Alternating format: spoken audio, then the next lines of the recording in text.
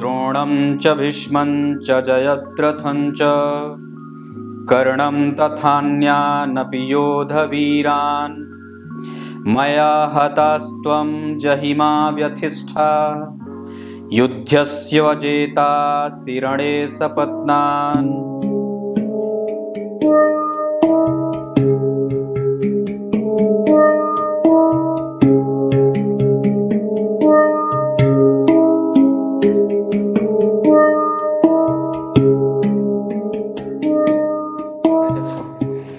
नमस्कार, एक बार फिर से उपस्थित हूं आप सबके सामने बुधवार के बाद गुरुवार के कार्यक्रम में। जन्म कुंडली में जब भी कोई शुभ ग्रह कैसे कैसे परिणामों में अपने आप को बदलता रहता है, इस विषय के साथ उपस्थित हूं। इस पे मैंने एक अलग कार्यक्रम बनाया था शनि वाले में, जहां पे मैंने शनि को 9 नंबर की संख्या में बिठा करके और उसमें बताने का प्रयास किया था कि किस तरीके से जातक को वो आरंभ में थोड़ी मशक्कत देते हैं, बाद में वो व्यक्ति को संपूर्ण दे देते हैं और बहुत ही शुभ ग्रह की भांति परिणाम करने लगते हैं। अगर नहीं देखे हैं तो वो जाकर के देखिए, वो कार्यक्रम भी बना हुआ है, अभी हाल ही फिलहाल का है।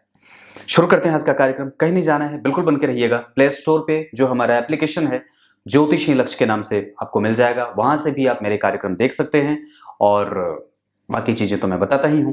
आइए, कार्यक्रम के आरंभ में बोलेगा गीता जी के श्लोकार्थ भी बताऊंगा, पर अभी आपको शुक्र का, जैसे शुक्र शुभ ग्रह और ये बहुत अच्छे अनुभवी ग्रह कहे जाते हैं। वैसे अनुभवी ग्रह के रूप में केतु को सर्वाधिक मान्यता मिली है। अनुभवों का उसे सागर कहा जाता है। वो अनुभवी हैं और बहुत ज्यादा जब भी किसी ग्रह को अनुभव की आवश्यकता पड़ती है तो वो केतु की तरफ मुंह उठा करके देखते हैं। और जितने भी ग्रह हैं आपकी कुंडली में, जो भी ग्रह हैं, वो सारे ग्रह अपना परिणाम देने से पहले चंद्रमा की तरफ देखते हैं, क्योंकि वो चंद्रमा ही है जो नक्षत्रों के पति कहे जाते हैं। नक्षत्रपति, नक्षत्रों का विवाह, 2700 नक्षत्र का विवाह चंद्रमा से हुआ है। इसी वजह से चंद्रमा जो है वो प्रत्येक जो है वो वक्त अपने अपने अपने अपनी अपनी अपनी 2700 पत्नियों के साथ विराजित रहते हैं। और ये चूंकि नक्षत्र में ही कोई ना कोई राशि बनी होती है और इसी कोई ना कोई राशि में कोई ना कोई नक्षत्र होता है और कोई ना कोई राशि में कोई ना कोई ग्रह बैठा होता है, इस वजह से ये चंद्रमा पे बात निर्भर करती है कि आपकी कुंडली में वो कैसा परिणाम सामने वाले ग्रह से दिलवाएगा। अगर चंद्रमा कमजोर हो जाते हैं तो एक तरफा कुंडली कमजोर हो जाती है, ये बात हमेशा याद रखने वाली है। पर चंद्रमा के अतिरिक्त, जैसे मैंने यहां पे भाग्य भाव में शुक्र को दिखाया है, भाग्य भाव में ये नवम भाव की राशि 9 नंबर की बनती है। अगर काल पुरुष की कुंडली देखेंगे तो यहां 9 नंबर लिखा होगा, पर वहां पे 9 नंबर कहां लिखा है? जन्म कुंडली के 5वें भाव में। यह सिंह लग्न की कुंडली है। 1 नंबर की राशि में मैंने शुक्र को बिठाया है। ये इसलिए बिठाया है ताकि आपको ये बता सकूं कि शुभ ग्रह कई बार लुंज पुंज परिणाम करते देखे गए हैं। मतलब व्यक्ति को वो थोड़े इमोशनल बनाते हैं, प्रेमी बनाते हैं, खुददार बनाते हैं, कृतज्ञ बनाते हैं, यशस्वी बनाते हैं, बहुत ज्यादा सोबर नेचर का बनाते हैं। पर कोई आवश्यक नहीं है कि वो हर बार ऐसे ही परिणाम करते देखे जाएं। ऐसा समझना है भगवान कि शुभ ग्रह भी अगर किसी क्रूर ग्रह की राशि में बैठे हों या पापक ग्रह की राशि में बैठे हों तो जातक को बहुत ज्यादा साहसी, अदम्य वीरता का परिचय देने वाला, बहुत ही ज्यादा ऑथेंटिक बात करने वाला, मजबूती से अपनी हर एक बात रखने वाला और किसी भी तरीके से कभी भी न हारने वाला होता है। साथ ही साथ क्योंकि यह शुभ भाव है और शुभ भाव के भाव में शुभ ग्रह का बैठना अच्छा माना जाता है, और यहां पे लग्न की ही प्रधान राशि बनी है। गौर करिएगा, लग्न की ही प्रधान राशि यहां बनी है। जो लग्न में बननी थी वो भाग्य भाव में बन गई। इसका मतलब है कि प्रधानतया मंगल की राशि में अगर शुक्र बैठेंगे तो निश्चित रूप से जातक को साहसी, वीर, महापुरुष, धीर, गंभीर और हमेशा ही छोटी छोटी चीजों को ध्यान में रख करके रणनीति बना करके कैसे जीतना है, इसमें वो उसको माहिर बना देते हैं। अगर आपकी कुंडली में भाग्य भाव में शुक्र बैठे हैं 1 नंबर की राशि में, तो ये बात समझने की है कि निश्चित रूप से आपके अंदर ये गुण बना हुआ है कि आप चीजों को ऑब्जर्व करें, उसको समझें, पुष्टित करें, मजबूत करें, दुश्मनों पे नजर रखें और हमेशा ही अपनी चाल से उनको हराने का प्रयास करें।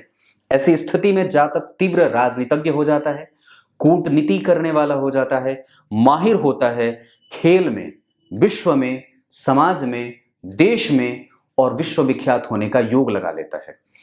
अगर किसी भी पापक ग्रह की राशि में कोई शुभ ग्रह बैठेगा तो वो एक अलग नेचर लेकर के रिप्रेजेंट करेगा जातक के अंदर, और उसको कम से कम पॉजिटिव फीलिंग देता हुआ उसको जीवन में आगे बढ़ाता रहेगा। अब यहां पे उसका साहस कभी भी उससे गलत निर्णय ना करवाए। यहां पे उसका साहस उसको उसकी समस्या से दूर निकालने वाला हो सकता है, उसको उसकी समस्या से पहले ही आभास कराने वाला हो सकता है। अगर पापक ग्रह की राशि में कोई शुभ ग्रह बैठेगा तो कितना भी है तो वो शुभ ग्रह है, तो कुछ न कुछ उसमें से पॉजिटिव वेव लेके ही आता है। अगर वहीं पे कोई पापक ग्रह बैठ जाएगा तो उसका पापक प्रभाव बढ़ेगा, व्यक्ति को साहसी बनाएगा, पर हो सकता है कि उसके निर्णय प्रायः थोड़े गलत से हो जाएं। पर यहाँ पे ये निर्णय गलत नहीं होंगे। यहाँ व्यक्ति को सूक्ष्म दृष्टिकोण के साथ बहुत छोटी छोटी बातों का ध्यान रख के चालाकी से अपना काम निकालने वाला बना देने वाला, और कैसे कैसे भेद लगाने का काम, किस तरीके से किसको हराना है, ये काम करने में जातक को माहिर बना देते हैं।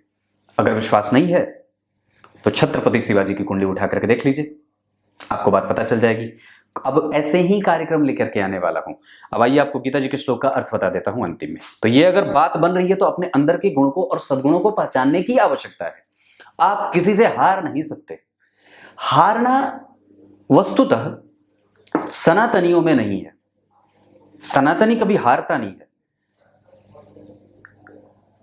हारना किसी दूसरे के पक्ष में है, वो किसी दूसरे के झोले में जाने दीजिए। कोई भी व्यक्ति आपको कभी पलट करके जवाब नहीं दे सकता। कोई भी व्यक्ति आपके साहस को प्रश्न चिन्ह नहीं लगा सकता। कोई भी व्यक्ति आपके ज्ञान में आपकी कलाई नहीं पकड़ सकता, और कोई भी व्यक्ति आपको तर्क में हरा नहीं सकता। बस अंतर इतना है कि आप कुतर्की ना होना और अपने धर्म का पाला पकड़ के रखना। धर्म आपको हारने नहीं देता है, और पुराण आपको कुतर्की नहीं बनने देते। उपनिषद आपको वैज्ञानिकता प्रदान करते हैं, और प्रामाणिकता हमेशा हमारे सनातन धर्म में उपस्थित है। इसके लिए कभी किसी के पास कटोरे लेके उठाने की आवश्यकता नहीं है, वो सब भरा पड़ा है। उठाइए, पढ़ डालिए, आनंद में ही रहेंगे। अब आइए आपको गीता जी के श्लोक का अर्थ बता देता हूं। गीता जी के 11वें अध्याय के 34वें श्लोक में भगवान ने बात कही है। क्या कही है? द्रोण, भीष्म, कर्ण और जयद्रथ ये सब मारे जा चुके हैं। जो तुम्हें जीवित दिख रहे हैं, वस्तुतः तो मैं इन्हें पहले ही निगल चुका। अभी थोड़ी देर पहले देखा था ना आपने, मैंने ही कार्यक्रम में कही थी बात कि सब उनके पास, उनके अंदर घुस रहे हैं। ऐसे कुछ जिभ में लटके हैं, कुछ दांतों में, कुछ दाढ़ी में उलझे हैं, कुछ लटक के बैठे पड़े। मतलब पहले भगवान ने दिखा दिया है, और बाद में अब उनका पट्टा छेप करते हैं कि ऐसा हो चुका है, बस ये तुम्हारा भ्रम है। और अपने आप को बिल्कुल भी संशय में ना रखो। युद्ध करो, विजय प्राप्त करो और सुखों का भोग करो।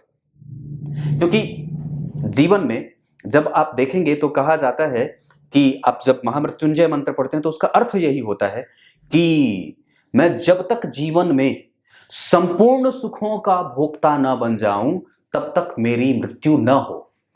यही है ना। आप जब महामृत्युंजय मंत्र पढ़ते हैं तो उसका अर्थ यही होता है कि जब तक मैं इस संसार के समस्त भोगों का भोग ना कर लूं तब तक मेरी मृत्यु ना हो। तो बस युद्ध करो, विजेता बनो, और फिर हस्तिनापुर पे सिंहासन पे बैठ जाओ। कुछ इसी तरीके से आज के कार्यक्रम का समापन करते हैं। तब तक के लिए इजाजत दीजिए। कल एक बार फिर से उपस्थित होंगे आप सबके सामने। तब तक के लिए बहुत बहुत नमस्कार।